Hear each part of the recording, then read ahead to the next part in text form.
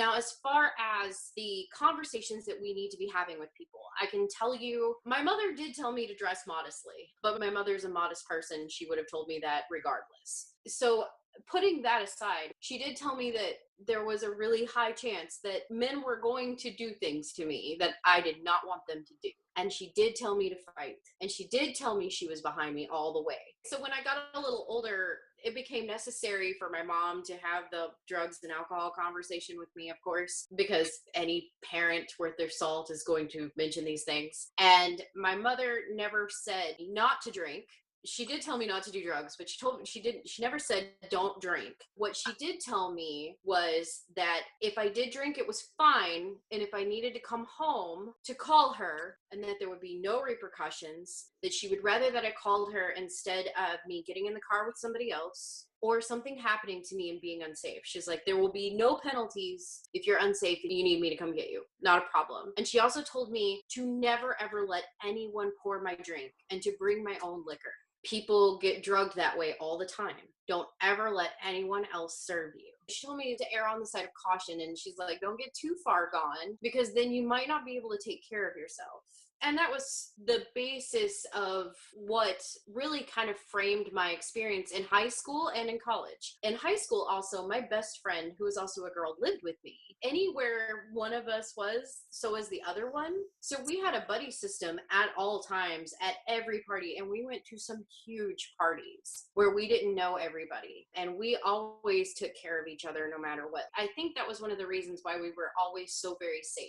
We took our own, we drove ourselves. We always made sure ahead of time that if it was somebody's house that we knew really well, we asked to stay the night and reserved a bed for us, like she and I. But if we weren't going to stay, we didn't drink very much so that we could go home without an issue. And we never had to worry about anybody else. I mean, I did all of the right things. And even with doing all of the right things, I still had instances where things were not very cool. I don't really want to go too far into that, but I mean, things have happened, but I did all the right things. And my mother had a really good proactive conversation about how best to protect myself. And I think that that's really important. And with my two older brothers, my mom had the same kind of conversation with them, but also told them that if they saw anything happening to a woman that was unwanted, that they needed to step in immediately and help her.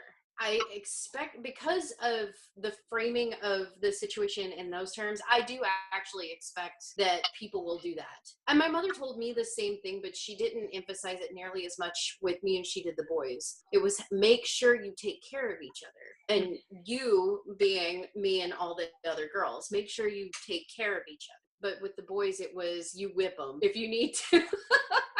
My brother actually ended up having to go to court because there was a man who was sexually assaulting a woman in the parking lot of a bar, and he stepped in to help her, and the guy wanted to fight about it and told him it was none of his business. And my brother actually ended up sending him to the hospital and took her to the hospital as well to make sure she was okay. And then my brother ended up in trouble. The guy actually went after him. There was video footage of what had happened in the parking lot, which helped out immensely. And once he got before the judge and my brother explained what had happened and why it had happened, my brother, of course, didn't get in any trouble. But that's also a conversation that men need to be having. In defending a woman, how do you also defend yourself?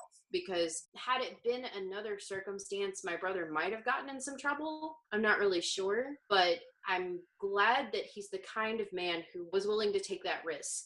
That's the high level of all the conversations that have happened in my home and in my family about what to do with sexually aggressive behavior. It doesn't turn anybody into a victim. It's just about protecting yourself as best as you can. And then if you need to, step up and fight as much as you can for yourself and for other people. My mother actually put it really well. She said, it's not your job to hide somebody else's shame. She said that to me when I was 12 years old, and I'll be 32 this week. And 20 years later, I still remember that because it was one of the most powerful things anybody had ever said to me about the situations that women end up facing.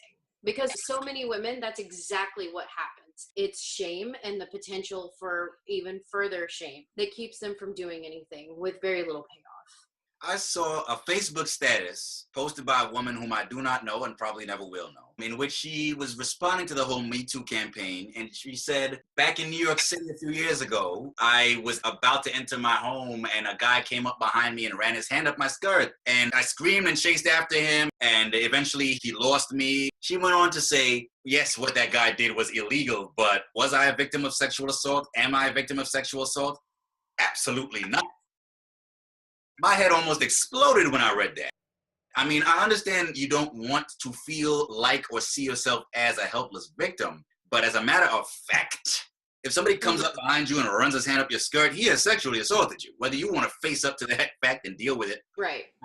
The fact is what it is. It just brought home to me the fact that people of all gender backgrounds in this society really have internalized a lot of sexist and misogynistic attitudes. God, the list goes on. I'm sure you guys have seen or at least heard of the documentary, The Hunting Ground, about sexual assault on campus. I remember watching it maybe sometime last year. There was one scene where I think they were interviewing some kids and one guy looks into the camera with a straight face and says, if a girl's saying no and you have sex with her anyway, is that really rape? Because a woman says no and because you have sex, those are the two facts. A woman said no and you had sex, then are you a rapist automatically because of that? What the hell? That's the definition of rape. The textbook dictionary definition of rape. Right. The whole consent thing is literally what changes the entire game, no matter what it is. Oh God. But that just goes to show how a lot of us still have that stranger in the bushes or dark alleyway paradigm of rape still firmly set in our mind. Right. I mean, a lot of folks, a lot of activists and others have been working really hard over the past few decades to debunk that misconception and get the message out. But even with all the communications technology available to us nowadays, there are still a lot of people out there who still haven't gotten the memo. And then there are others who just don't want to hear it. The whole goal of raising public awareness about that, it's critical, but it's also a journey, not a destination. You know, we have to keep working at that. Anna, you had something to just add, so why don't we start with you and then we'll proceed to Charles and then give Kat the last word. How about that? Right. My last point really is when you were talking about the woman who said, like, I don't want to call myself a victim because I chased after him and I did something. I understand exactly what she's saying. I thought very, very hard before I posted anything about Me Too because I've always fought back as best as I possibly could. And I was like, do I really qualify though on the same level as so many other people? And will me saying this take away from them? Because there are so many people who don't or can't. When these things are happening, like there's a lot of people that I've talked to that it was just like their souls left their body and they were just in shock. They couldn't believe what was happening to them. And they never really knew how to process it or anything. And I was like, if I say that I am a victim, am I taking away from them? Am I taking away from those people? And so I really understand why she would say that. I understand it. It's a very strange place to be in. It's like, yes, these things happen, but I tried to do something about it. So am I really on the spectrum with these other people that I know have had it so much worse? And that's really what that woman was probably saying. I never considered myself a victim in a lot of ways because of that. But at the end of the day, yes, like by textbook definition, you're absolutely right. It's just a matter of how you end up feeling in the grander scheme of what has happened and what happens to other people. Because even though we may not be telling our parents and the cops or anybody else, we do eventually tell each other. And so it's a spectrum, and it's hard to know sometimes where you fall on it. I think that woman was conveying that more than anything. I certainly hope so. I'm not sure that she was that well motivated just because she said a few other things in there like, I should have taken all these other steps to protect myself, and I should have known that this was New York City and this stuff happens all the time. You might be right, and like I said, I hope you are, but you do realize that's actually what ends up happening with people who have gone through those things. It's what could I have done to keep this from happening to me? It's almost like an automated response where you're like, how can I never have this happen again? For me, I gave that up years ago because there is nothing I can do. There's nothing more I can do besides stay in my house or, in a bunker underground. There's nothing I can do. I am built the way I am built. I am not going to be apologetic for it. I'm not going to try to hamper my entire life and live in complete and total fear of somebody else doing something to me. I will do everything I can to try to keep myself safe, but the fact of the matter is that everything that you do does not necessarily mean that it's going to work. And you have to let those things go, and you have to not be fearful. But the first thing you do after something has happened to you is you assess the situation and how to never go back to that place again. I hear that. Charles, your thoughts? What an important takeaway from a lot of the controversy over responses to the Weinstein scandal is that while there are steps that anyone can take that may potentially lower the statistical likelihood of them being sexually assaulted or raped, there is no such thing as a guaranteed preventative tactic. And furthermore, and perhaps more importantly, it is not incumbent upon people to somehow prevent themselves from being raped or otherwise abused. Even if somebody is just standing naked on a street corner, that does not somehow make them partially at fault if they get raped. And that whole idea is ridiculous. As far as the whole thing about people saying they're not a victim, there's sort of a subculture in the United States that kind of treats any sort of acknowledgement by somebody about how they've suffered as, oh, you're wallowing in victimization. There's kind of a sort of, I guess, what you might call the anti-victimization backlash, particularly on the right. I don't think you want any help. I think you want to have a little pity party. Yeah, I think Annie wants a little pity party. And I know you look at me now and think, boy, she must have breezed through high school. Not the case, Annie, okay? They used to try to blow me up. They threw firecrackers at my head. Do you think I let that break me? Think I went home to my mommy crying, oh, I don't have any friends. Oh, Megan doesn't have any friends. No, I did not. You know what I did? I pulled myself up. I studied really hard. I read every book in the library. And now I work for the government. I have the highest possible security clearance. I have 6 houses. I bought an 18-wheeler a couple months ago just because I could. Now you gotta stop feeling sorry for yourself. Okay? Because I do not associate with people that blame the world for their problems. Because you're your problem, Annie. And you're also your solution. A lot of people are victims, but that doesn't mean that defines their lives. You know, it doesn't mean that they're just victims. You meet some people in life who have a severe victim complex. You know, I think Donald Trump is someone who sees himself as a victim. I am the most fabulous whiner. I do whine because I want to win. And I'm a whiner, and I keep whining and whining until I win.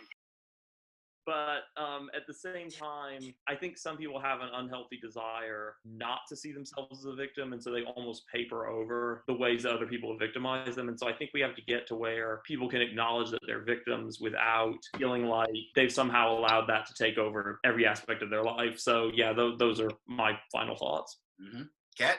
As far as victimization goes, I think Anna Shea made some really good points, but I think Charles also really hit the nail on the head. It's not just that people look down upon people who they see as like victimizing themselves, playing the victim. It's also the fact that people who are more well-meaning, I think that they're being well-meaning. Of course, we never know, but I think they are. They'll say things like, you know, this ruins your life for the rest of your life. This is it. Everything's gone. Even people who've gone through some really awful, violent rapes, they don't want their rapists to have that power over them. They don't want to say, this is it for me. Maybe it would have been better if I'm dead. You probably feel that, at least in the beginning. Maybe not everyone, but I think a lot of people really do respond like that. And you're looking for, what did I do wrong? How could I have fixed this? How could I have done anything like this? But then as you start moving past it as well, I think you get to the point where you're like, this does not define me, and I won't let this define me. And I think that's where you get that kind of narrative of, I'm not a victim, and if you feel like a victim, it's your fault, which is obviously just as problematic. I just think that it does come from that space. I also really want to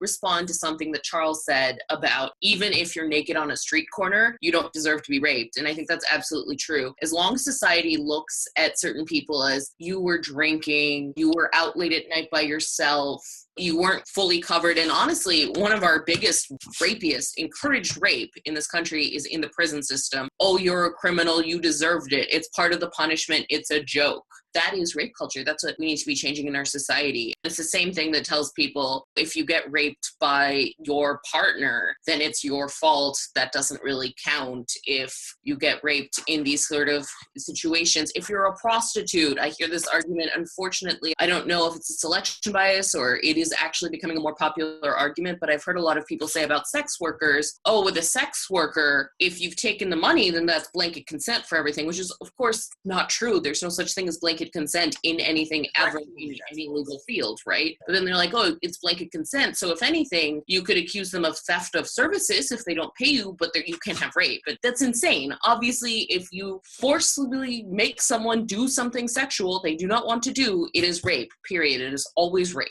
right? So I think that's a huge part of what we really need to address. But I also want to end this on a slightly more positive note. And I think this is something that Anna Shea touched on, Charles touched on, who talked about really heavily in our last video that we did. But, I'm an anarchist, and I think that it's really important that we build a society where we offer private, non-governmental, non-state options to build a better world, that we help each other out. And I think that's really what it comes down to. And that's a culture of support. In part, that means believing people when they tell you that something happened to them. And that doesn't mean believe them blindly when nothing happened, but think about it this way. If someone came up to you and they said, hey, I was walking down the street and someone came up and they hit me and they took my wallet, would your first response probably be, oh, I don't know all the facts. Maybe that's not exactly what happened. I need to really look into it and prove that you're really the type of person that someone would take the wallet of. Or would you most likely say, oh my God, I'm so sorry that happened. Do you need anything? And then if it comes out later they made out the story, that's one thing, sure. But the first response should not be, oh, I don't know about this. Let me pull back. And then if you can prove that that's really what happened, then maybe I might believe you, right? So there's certainly that element. But then much more importantly, there's also the element of support and helping each other out. And part of it is making sure that people don't get left behind. You don't go somewhere and you don't leave your friend behind. Anna Shea talked about the buddy system. That's something that I've personally found very helpful in my life for this and for other things. And obviously it doesn't always help. And you might even end up in a situation where your buddy is the perpetrator of some very bad things. It does happen that way. But it can help. It's something that we can do. And making sure that when you go somewhere with someone, you make sure that they get home safe at the end of the day, checking in on them. And what Charles really talked about the last time we talked as well is men as allies and building a culture of support. Women also have a role in this, people of other genders, but men in particular, when your buddy's making a rape joke, call them out. Whenever you see something happening that's clearly not consensual or even is sort of on that line, you say it, you say something. And if you're uncomfortable about saying it, maybe there's a slightly better way that you can approach it. Maybe you don't need to come in there screaming. If it's something like, oh, you just made a joke that you thought was funny that really wasn't, pull them aside afterwards so no one's losing face, but you say like, hey, by the way, you said this thing, that's not really cool, here's why. If you see someone grabbing someone, doing something like that, stop it. Do what you can, stop it. We really need to be there for each other. We need to be that support. And together, I think we can make a better world where we see this happening on a much, much less frequent basis. Definitely, I agree. You had something you wanted to add quickly, Anna? Real quick, it wasn't actually until the mid-1990s that the legal system in this country recognized rape within a marriage or a domestic partnership. It's true. And So- several countries around the world are going the opposite direction. My family is from India. I visit there frequently. And in 2012, the Supreme Court ruled that non-consensual sex in a marriage, provided that the wife was, I think, above 16, might be 18, I can't remember off the top of my head right now, is not rape. It's considered consensual. Of course, there's the opposite problem where a man can't be raped under the Indian Penal Code. But I think that's not the only country that's moving in that direction. Right. Essentially, they're trying to deal with the rape problem by claiming that things that are clearly rape are not rape, and Right. that's a huge problem. Absolutely. The reason I mentioned that the United States had finally gone in that direction in the 90s, which honestly is kind of a vestige of the entire system in which women were not really legally persons before the law. We went from our fathers to our husbands as far as culpability. So the fact that it took until the 90s to get to that point is kind of insane, in my opinion, for us. But they are very, very slowly starting to go in a direction in which you do have opportunities as a woman to fight back legally, but it's got to get a lot better. As I said earlier, and as you've reiterated, I think this is an opportunity for private organizations and nonprofit advocacy groups to really come in and do a lot of really great work. And just And also do a lot of this training, like we're talking about all of these things. I mean, none of us are experts on this per se, on doing these kinds of advocacy training. This is a great opportunity for people to actually have those kinds of things offered to them through nonprofits. Can you imagine what this world would be like if we could have an organization come in and actually talk to high school boys and high school girls about these things? I actually think it needs to start much younger than that, but that's the point where you're really starting to see more major things happen that nobody's talking about. So maybe that would be like the 9th grade. If you want to go, here's orientation, and here's their other orientation,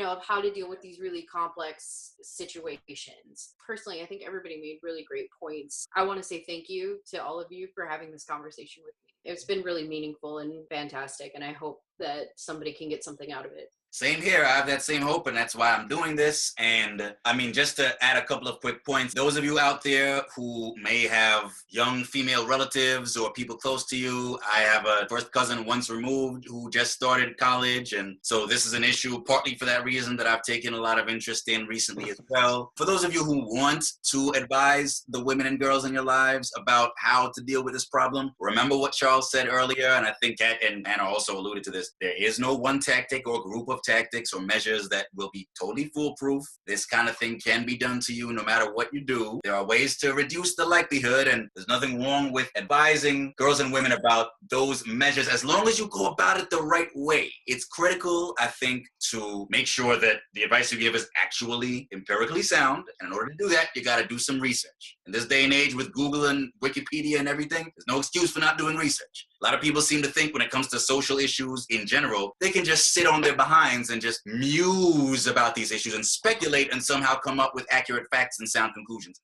Wrong. You gotta do some damn research, do your homework. Do that before you come up with the advice you want to offer, because it's really critical to avoid spreading misinformation. Another thing I would mention is always say and repeat and emphasize, no matter what happens, no matter what you do or don't do, it will never be your fault. If someone does this to you or tries to do it to you, it will never be your fault. Like Charles said, the moral responsibility for all crimes, and especially sexual crimes, always lies with the perpetrator. Period, period, period. Even if you forgot to take certain measures and maybe it happened to you, even so, don't blame yourself. Don't let anyone else blame you or make you feel like it's your fault. It's not your fault. It's the perp's fault. Period, period, period. When it comes to us in the general public reacting to stories we hear in the news about sexual assault, on the one hand, we have to strike a balance. Yes, we do need to reserve judgment because although the court of public opinion can't put people in jail, and so it doesn't need to apply the beyond a reasonable doubt evidentiary standard, public opinion can still wreck people's lives, reputations, careers, and so we do need to make sure that we're applying these reputational penalties to the people who really deserve them. And sometimes that does go wrong, and so we do need to reserve judgment in these cases. In a case like Bill Cosby or Harvey Weinstein, where so many women from different walks of life who don't know each other have come forward and said, this man did this to us, and the methodology is very similar from case to case. I think Bill O'Reilly is another good example of that. In a case like that, it's really hard, if not impossible, to say that they're making it up.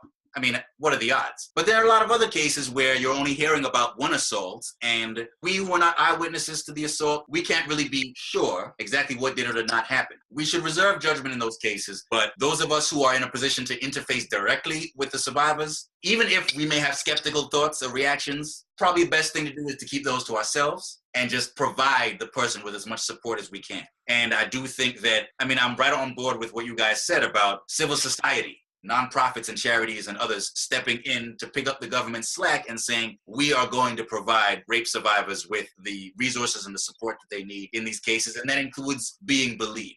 Even if the authorities who are investigating the case or presiding over the trial or what have you cannot take sides because they have to be as impartial as possible, someone involved in the case should take that believing posture, and someone's got to step into the breach. So with all of that said, again, I want to thank all of you guys for joining me. This is a conversation that needs to keep going. So by all means, if any of you guys think of anything that you wish you had said in this conversation or our last one that you'd like to bring up, if you want to continue this, we can make this a regular thing, an on again, off again thing. It'll be my pleasure. There are other people I'd love to get involved in the conversation as well, for sure. So by all means, thank you, and let's keep up the good work in this area.